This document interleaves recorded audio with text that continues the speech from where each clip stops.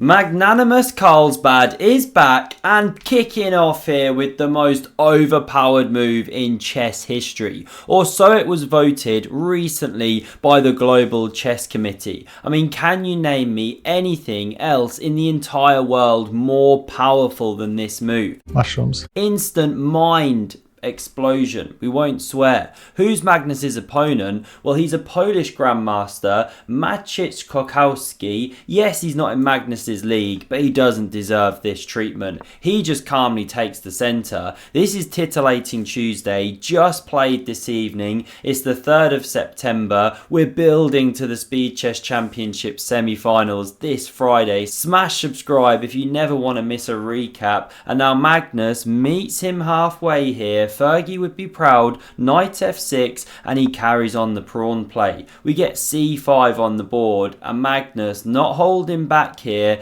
explodes the board with c4, and he's saying, okay, you can take here, I'll take back, we'll pop a couple of ponies out on the board, and now be my guest, take on c4, leave me with the isolated queen's pawn, or IQP. Magnus ain't no tiddlywinks player, but what do we see in response? Not takes on c4, best move, g6 instead. There's a time and a place to build a banana hammock. This is not it. Now Magnus can go h5, using that pawn as a hook. It's very uncomfortable. If knight takes, you've just relinquished control of the center, and now you can take here. Good stuff starts happening for white. If pawn takes, well, what to say? Makes you want to pull a face like this, right? Let's not go there. The engine finds this bishop g4. The silicon overlord sees all, of course, but after f3, you can't take, or the bishop gets trapped. It wants to drop back, but then you allow this, and it wants this and this. I mean, which human allows this to happen? Complete munching pawn on the king. So instead, we see the move of takes on c4, given the miss. That's why we went down a rabbit hole there, but it allows Magnus to thrust forward and take that space. This is the problem. The knight discombobulated, the bishop flowing out into the game, pressure on that central piece, and now you should maybe defend it like this, or hop to g4, top engine lines, or this one rather,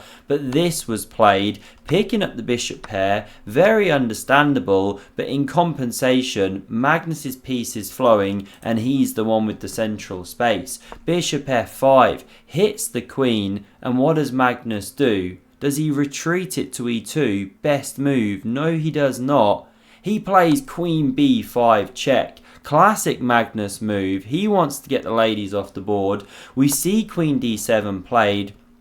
And of course, Magnus just chops them off in a flash. A few of his fans start bleating in awe. He's the GOAT of the endgame. Bishop recaptures, and Magnus now gets to take, forcing FG, which is an ugly pawn structure. No one wants multiple pawn islands. Knight f3 played. Bishop g7, fianchetting onto the diagonal, and now Stock Barnacle, very boring, wants castles kingside. But no, Magnus does not do that. You'll be pleased to know he castles queenside here. Andrea Botes starts playing some tunes. Magnus is head bopping. This is what we came to see, and it just gets better because black castles kingside. Both kings now on the opposite side of the board. We're in for an attack. We're in for a game. Magnus has got his shades on. This rook now centralizes, going for the backwards pawn. Leaves the king alone, but the queens are off the board. It's harder to checkmate.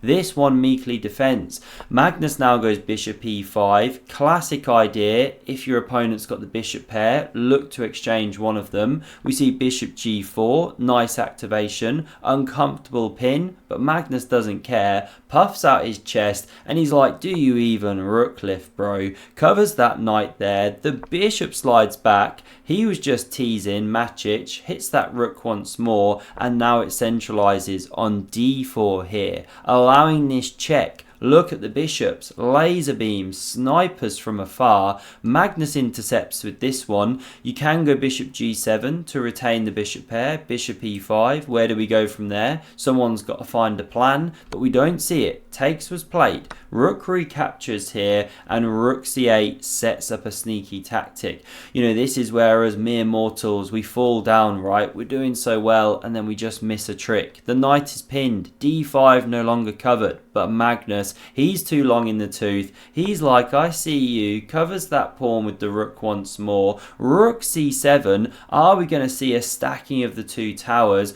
Well, after knight e5, no we do not, because f3, g4's on the way, so black goes for rook d8, pressuring the centre. Remember, the knight's pinned to the king, and the two towers not stacked. Tolkien not happy, not only with what's happened on the board here, but how they're butchering the Lord of the Rings over on Amazon Prime. What does Magnus do? He goes king d2, breaks the pin, covers the pawn now twice, so it's not going to drop off the board. We see king g7, very tidy.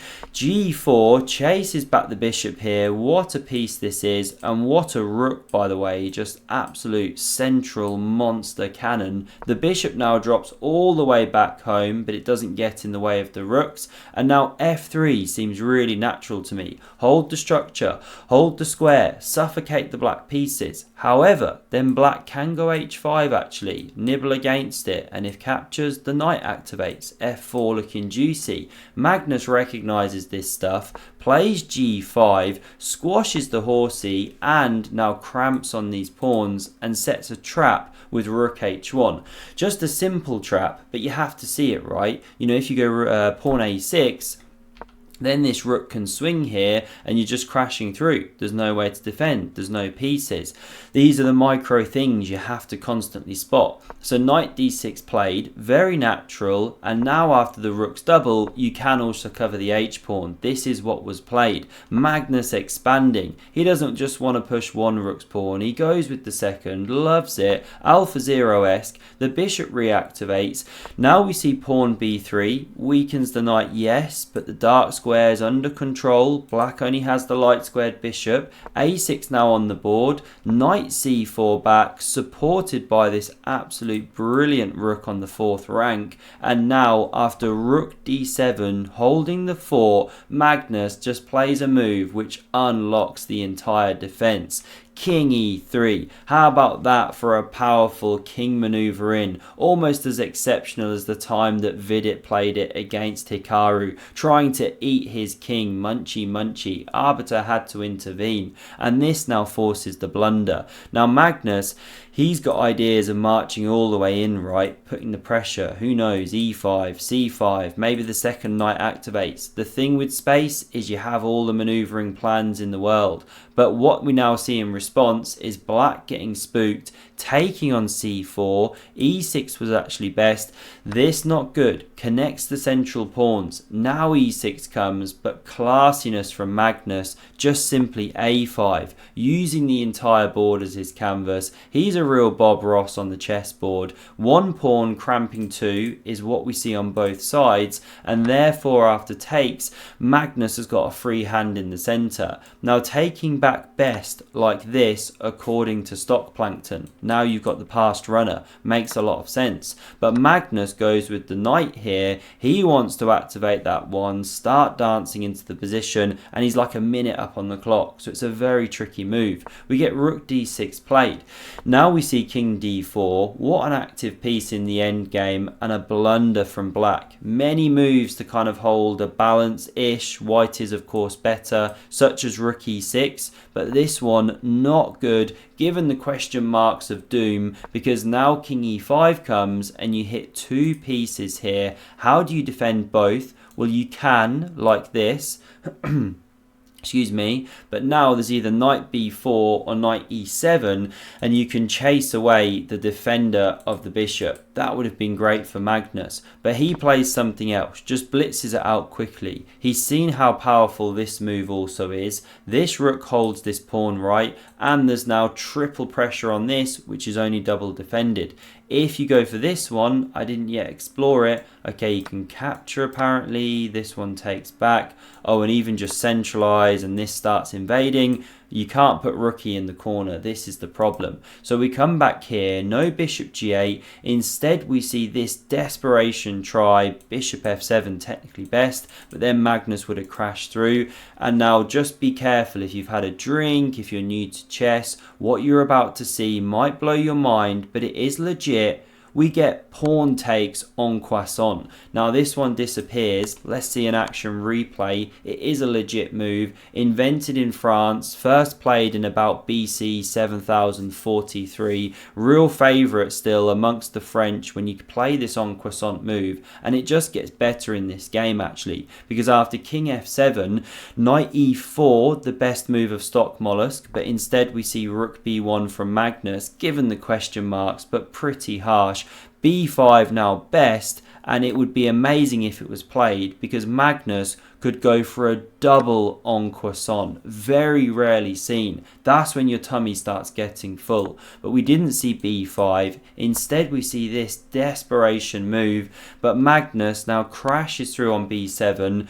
With check here, the king steps back, and now he goes rook d4. I mean, how much work has this rook got through? I forget if it was the h1 rook that came here or the other one, but what a piece, right? It now threatens checkmate, forces resignation, because how to defend against it? I mean, what are the top moves? Bringing a rook back, for example, sacking a whole bishop. This is the problem. Not much left to say, right? 2 pawns up, a knight up, etc. Mate in 7 to come.